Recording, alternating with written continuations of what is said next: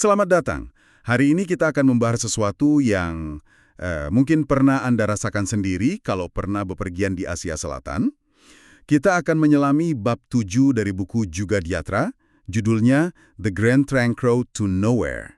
Sumber ini membawa kita ke sebuah jalan yang, legendaris sekali. Betul, dan ini bukan sekedar jalan tol biasa ya. Bukan sama sekali. Coba Anda bayangkan, ini semacam urat nadi peradaban sepanjang 2.500 km. Membentang dari Bangladesh sampai Afghanistan. Iya, melewati kota-kota bersejarah kayak Kolkata, Delhi, Lahore. Jalan ini udah melihat semuanya. Dari zaman kerajaan Maurya, Mughal, sampai Inggris. Ribuan cerita ada di sana. Tapi, ini yang menarik dari bab ini.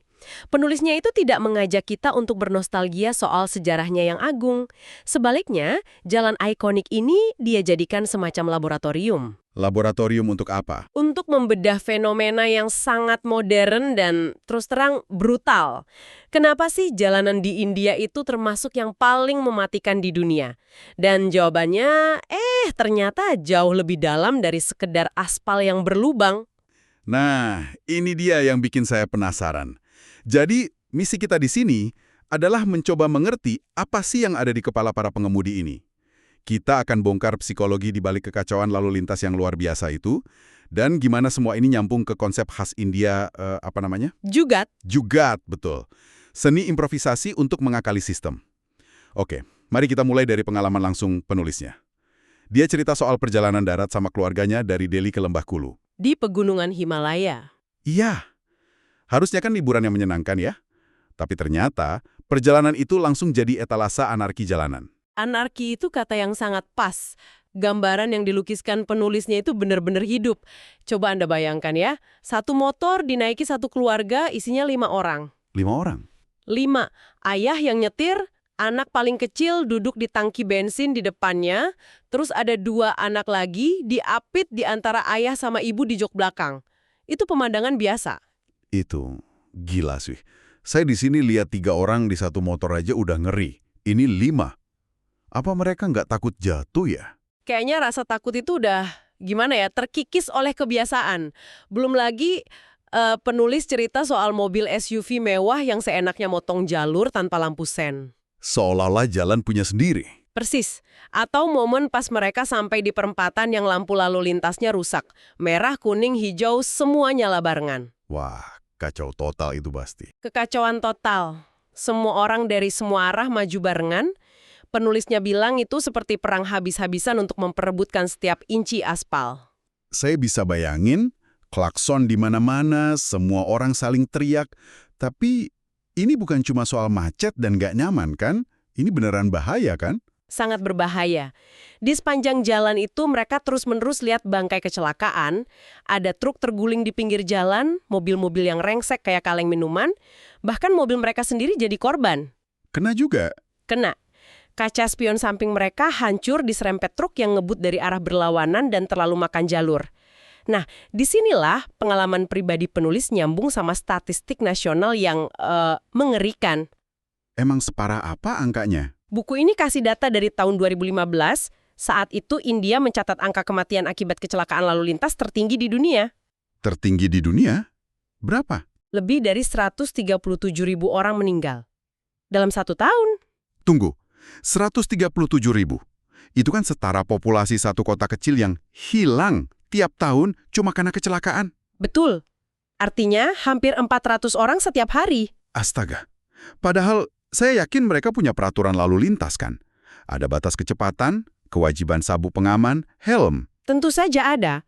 Aturannya lengkap kok, modern, mirip di banyak negara. Tapi, disinilah masalahnya. Di buku ini disebut ada survei yang menilai tingkat penegakan hukum lalu lintas di India. Dari skala 1 sampai 10, angkanya cuma 2 atau 3. Rendah sekali. Sangat rendah. Aturan ada di kertas, tapi di lapangan, hampir nggak ada artinya. Ini yang memunculkan pertanyaan besarnya. Kenapa? Nah, ini dia. Awalnya saya pikir, mungkin karena infrastrukturnya jelek. Tapi dari sumber ini, jawabannya ternyata lebih rumit. Ini bukan soal teknis.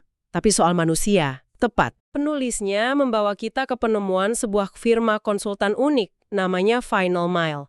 Mereka ini bukan konsultan biasa. Mereka menyebut diri mereka arsitek perilaku. Arsitek perilaku? Keren juga istilahnya. Jadi apa temuan mereka soal kekacauan ini? Final Mile menemukan kalau akar masalahnya itu bukan di infrastruktur, tapi pada sesuatu yang mereka sebut scarcity mindset. Pola pikir kelangkaan. Maksudnya gimana itu dalam kehidupan sehari-hari? Penulis kasih contoh yang kuat banget dari pengalamannya sendiri. Dia ingat masa kecilnya, mau nonton film di bioskop, lihat papan penuh di loket. Atau pengalaman lihat orang berebut naik bus yang udah penuh. Bahkan ada yang sampai lempar sapu tangan atau tas lewat jendela. Buat apa itu? Buat memesan kursi sebelum mereka berhasil masuk ke dalam bus. Saya ngerti. Jadi dari kecil udah tertanam di kepala kalau mau dapat sesuatu itu harus cepat, harus agresif. Kalau perlu, ya sedikit curang. Betul. Kalau antre tertib, pasti nggak kebagian. Persis. Mengikuti aturan itu dianggap naif. Dianggap kemewahan.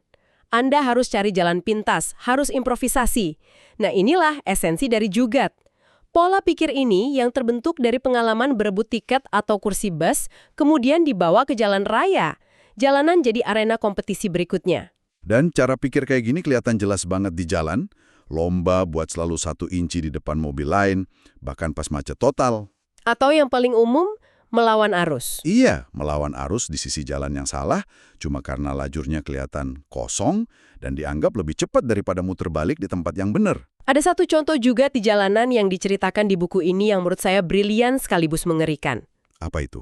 Seorang supir taksi di Delhi itu nempelin selotip hitam di bajunya. Selotip hitam? Iya, diagonal gitu, dari bahu ke pinggang. Tujuannya, biar dari jauh, terutama sama polisi, dia kelihatan kayak lagi pakai sabuk pengaman. Seriusan? Iya. Itu luar biasa kreatif, Ya. tapi sekaligus nunjukin betapa rendahnya kesadaran keselamatan ya. Tepat, tujuannya bukan biar selamat, tapi biar nggak ditilang. Ini bukan lagi soal efisiensi, tapi soal mengakali sistem. Benar juga. Buku ini juga menyoroti aspek psikologi lain, terutama buat supir truk. Mereka kan seringnya datang dari kelas sosial ekonomi rendah, yang di kehidupan sehari-hari nggak punya banyak kuasa. Tapi begitu mereka di dalam kabin truk yang besar dan tinggi, posisinya berubah. Mereka merasa berkuasa di jalanan. Jalanan jadi semacam arena penyeimbang sosial buat mereka. Oke, jadi pola pikirnya datang dari masyarakat. Tapi kan semua aturan ini percuma kalau nggak ada yang menegakkan. Saya jadi mikir, di mana peran polisi di ekosistem Jugat ini? Nah, Anda menyentuh jantung persoalan lainnya. Sistemnya sendiri itu bagian dari masalah. Penulisnya cerita kalau di banyak tempat, SIM itu bukan sesuatu yang didapat dari ujian. Terus? Sesuatu yang bisa dibeli. Asal ada uang, Anda bisa dapat SIM tanpa pernah benar-benar belajar nyetir atau tahu aturan. Loh, kalau dari awalnya aja udah begitu, gimana mau benar di jalan? Fondasinya udah keropos ya. Betul. Dan kalaupun Anda ketahuan melanggar, seringkali solusinya bukan surat tilang, tapi ya uang damai. Ada cerita pribadi penulis yang mencengangkan. Istrinya, seorang warga negara asing, dihentikan polisi lalu lintas cuma beberapa meter dari kediaman resmi Perdana Menteri. Di area yang harusnya paling steril. Paling steril, alasannya nggak jelas, tapi intinya si polisi terang-terangan minta suap. Ini menjelaskan kenapa penegakannya cuma dapat nilai 2 dari 10. Jadi, solusi canggih kayak kamera tilang elektronik pun kayaknya bakal percuma kalau budaya korupsinya masih kuat. Selalu ada cara juga untuk mengakali teknologi itu? Semua jalan pintas, pola pikir kelangkaan, sistem yang korup ini, pasti ada harganya. Ini bukan pelanggaran kecil yang nggak berbahaya. Pasti ada korbannya kan? Tentu saja. Dan harganya sangat mahal. Untuk menunjukkan konsekuensinya, buku ini menyandingkan 2 kisah tragis yang terjadi dalam waktu berdekatan. Kisah seperti apa? Kisah pertama itu tentang Gopinath Munde. Beliau seorang menteri senior di kabinet India. Suatu pagi, mobil dinasnya lagi jalan di sebuah perempatan di Delhi. Tiba-tiba sebuah mobil lain nerobos lampu merah dan nabrak mobilnya dengan keras. Dan? Sang menteri tewas di tempat. Wow, jadi anarki di jalanan ini benar-benar gak pandang bulu ya? Bahkan pejabat tinggi yang mungkin ada pengawalan tetap bisa jadi korban. Tepat, nggak ada yang kebal. Kematian Munde ini memicu kemarahan publik.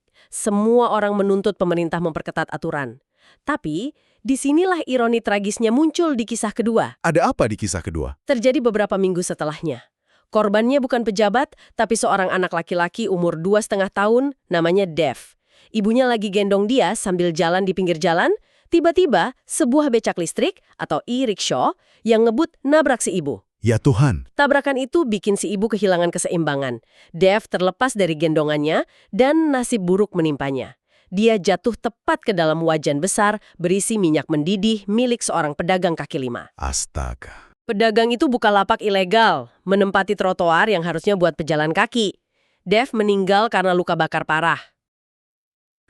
Cerita itu benar-benar, mengerikan. Sulit ngebayangin gimana serangkaian pelanggaran kecil, PKL ilegal, becak ugal-ugalan, bisa berujung ke tragedi sebesar itu. Dan inilah bagian paling ironisnya. Kecelakaan Dev terjadi hanya beberapa minggu setelah Menteri Transportasi, karena merespons tuntutan para pengemudi becak listrik, mengumumkan kalau e-rickshaw itu bebas dari kewajiban punya lisensi. Apa? Jadi malah dilonggarkan? Malah dilonggarkan. Menurut penulis, ini adalah sebuah jugat politik murni. Cara gampang buat dapat suara dari puluhan ribu pengemudi e-rickshaw. Jadi, kalau dirangkai, kematian seorang menteri memicu desakan publik untuk memperketat aturan. Iya. Tapi, di saat yang sama, pemerintah justru melonggarkan aturan untuk kendaraan lain demi politik, yang akhirnya malah menyebabkan kematian seorang anak kecil. Ini benar-benar tragedi sistemik. Tepat. Dua cerita ini jadi cermin yang brutal. Di satu sisi ada seruan untuk ketertiban, tapi di sisi lain keputusannya justru melanggengkan kekacauan. Jadi setelah membahas semua ini, apa kesimpulan yang bisa kita tarik dari Grand Trunk Road? Jalanan ini kayaknya lebih dari sekedar aspal dan lalu lintas ya? Benar. Kekacauan di jalanan India, seperti yang digambarkan di bab ini, itu bukanlah fenomena acak. Ini adalah manifestasi fisik dari sebuah pola pikir budaya yang sangat dalam. Akarnya ada di sejarah kelangkaan, persaingan sengit untuk hidup, dan kebiasaan mencari jalan pintas, atau juga upat, untuk mengakali sistem.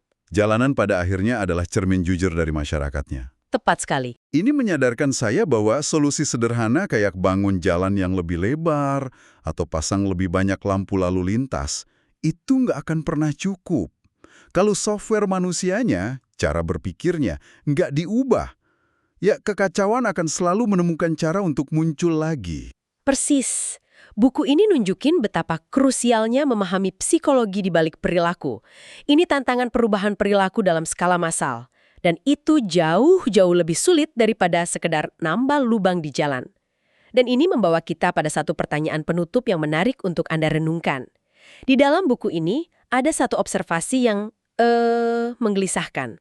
Terkadang, kelangkaan itu sengaja diciptakan atau dipertahankan oleh oknum-oknum tertentu, bahkan ketika pasokan sebenarnya cukup. Tujuannya apa? Semata-mata agar sistem suap, calo, dan jalan pintas ini bisa terus hidup dan menghasilkan keuntungan buat mereka.